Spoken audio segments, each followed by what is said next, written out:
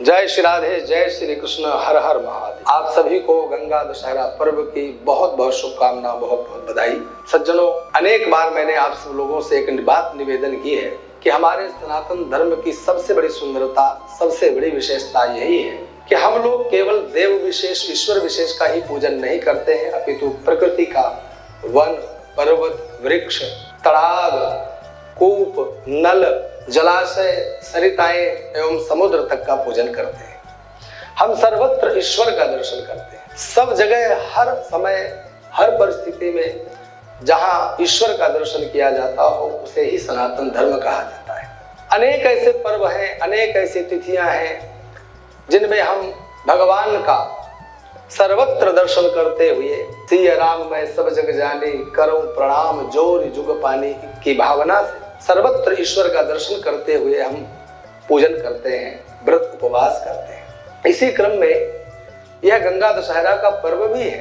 गंगा दशहरा पर्व अपने आप में अनेक पुण्यों को प्रदान करने वाला पर्व है, अनेक कामनाओं को पूर्ण करने वाला पर्व है।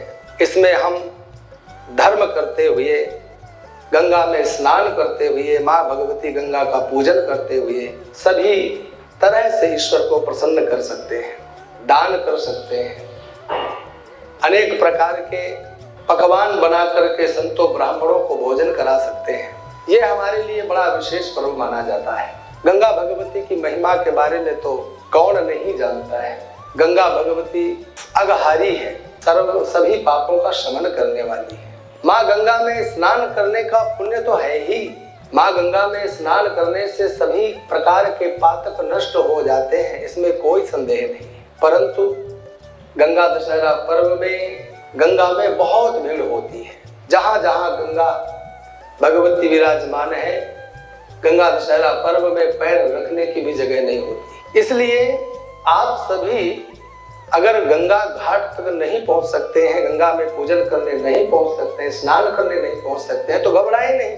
शास्त्रों ने हमें यह अधिकार दिया है, यह मार्ग प्रशस्त किया है कि जो जहां है वहीं से गंगा मैया का ध्यान करते हुए और गंगा में स्नान का पुण्य प्राप्त कर सकता है। गंगा में स्नान करने का जो फल है वह सब कुछ प्राप्त हो सकता है।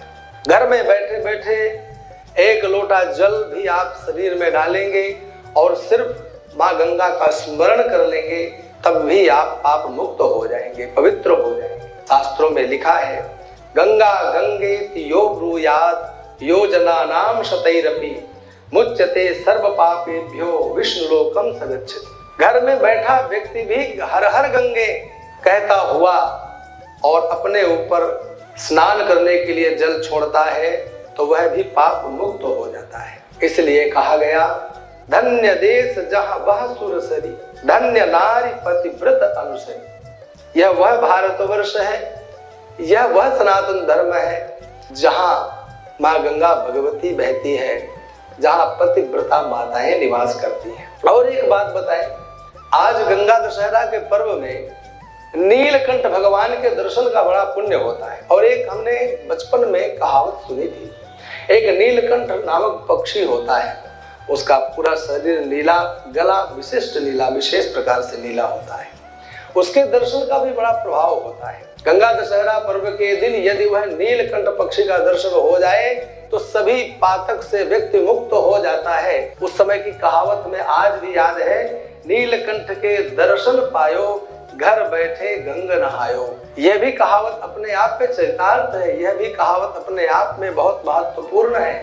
इसलिए नीलकंठ भगवान जो ऋषिकेश के ऊपर विराजमान है, आप वहां भी नहीं पहुंच सकते हैं तो कोई बात नहीं, आप घर बैठे कहीं आपको नीलकंठ पक्षी का दर्शन हो जाए तो भी आप पाप मुक्त हो जाते हैं। उस दिन उसका दर्शन शुभप्रद होता है। इसलिए हर परिस्थिति में गंगा दशहरा पर्व में आप लोगों को स्नान करना है, खूब दान करना है, खूब ब्राह्मणों को जिमाना है, संतों को जिमाना है और ऐसा करते करते ऐसा कार्य करें जिससे आपके पितृ देवता भी प्रसन्न हो जाए।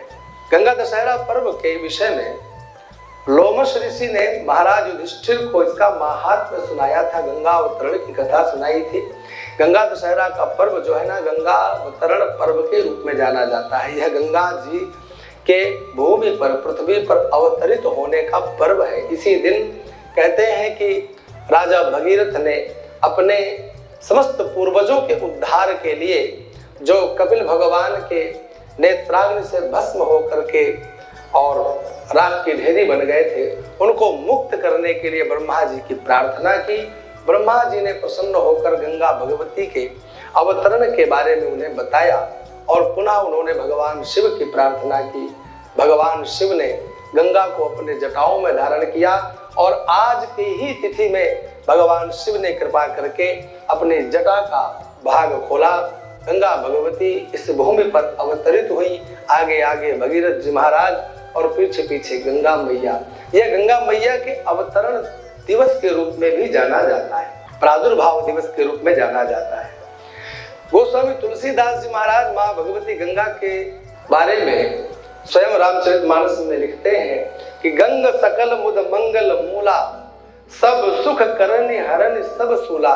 गंगा मैया का दर्शन, स्नान सभी प्रकार की कामनाओं को पूर्ण करने वाला है, सभी प्रकार के कष्टों का नाश करने वाला है, सभी प्रकार के लौकिक पारलौकिक सुखों को प्रदान करने वाला है। इसलिए आप सभी से मेरा निवेदन है कि गंगा दशहरा पर्व के दिन आप प्रातः जल्दी जगें, जल्दी जगकर स्नान करें। स्नान करने के पश्चात अपने इष्ट देव, अपने देव विशेष का पूजन करें और पूजन करने के पश्चात ब्राह्मणों को दान दें। दान देने में भी अनेक सामग्रियां हैं, हर सामग्री को 10-10 के क्रम से बांटना चाहिए। गंगा दशहरा पर्व के दिन आप घरों का दान कर सकते हैं। जल भर करके किसी भी 10 ब्राह्मणों को दान कर दें। किन्हीं 10 ब्राह्मणों को पंखा खरीद करके लाएं, पंखे का दान कर दें।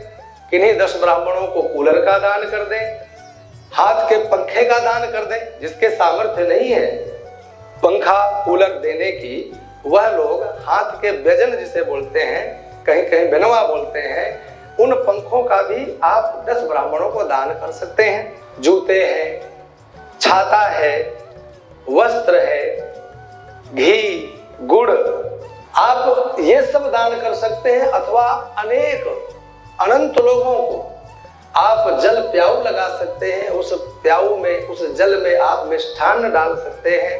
मीठा जल दिन भर चलाएं। मार्ग में चलने वाले पथिकों को, यात्रियों को, तीर्थ यात्रियों को खूब जल पिलाएं अथवा खूब अन्न का दान करें। जब तक आप ये समूचे कार्य न कर लें तब तक अन्न का आहार न लें, फलाहार करें। जब संपूर्ण कार्य आपका स्नान, पूजन, दान, जिन्हें हवन करना हो हवन का कार्य कर लें, उसके पश्चात ही आप अपने स्वयं में कुछ आहार लें। यह गंगा अवतरण का दिवस बड़ा पवित्र दिवस है, इसलिए इसमें धार्मिक कार्य करते हुए, पुण्यदायक कार्य करते हुए ही समय को व्यतीत करें। यह समय, यह अवसर हमें वर्ष में केवल एक ही बार आता है। यह प्रकृति की पूजा का सबसे बड़ा समय है। माँ भगवती गंगा जो सरिता नदी के रूप में है, उसके पूजन का शुभ मुहूर्त है। इस विषय में मैं अब आप लोगों को यह बताऊंगा कि इस बार, इस वर्ष 2024 में यह गंगा दशहरा का पर्व कब पड़ रहा है। सबसे पहले इस पर्व के बारे में यह जानते हैं कि पर्व मनाया कब जाता है। तो ज्येष्ठ मास की शुक्ल पक्ष की 10वीं ही गंगा अवतरण की तिथि है। इसे गंगा दशहरा के रूप में जानते हैं। यह 10वीं कब से प्रारंभ हो रही है? तो हमेशा हम लोगों का जो स्टैंडर्ड टाइम है वह रात्रि 12 बजे के बाद प्रारंभ हो जाता है। जो आधुनिक टाइम देखने का, समय देखने का नियम है, वह स्टैंडर्ड टाइम के हिसाब से देखा जाता है। तो 15 जून की रात्रि 12 बजे के बाद 16 जून हो जाएगी। 15 जून को शनिवार है। 15 जून रात्रि 12 बजे के पश्चात रात्रि 2:32 यानी 16 जून हो जाएगी 12 बजे के बाद। उस समय यह 10वीं प्रारंभ होगी, यानी रात्रि 12 बजे के बाद तारीख बदल गई तो 16 जून आ गई। सूर्योदय पर रविवार पड़ेगा, इसलिए 16 जून रविवार हो गई। 16 जून रविवार रात्रि यानी 12 बजे के बाद वह 17 जून हो जाएगी।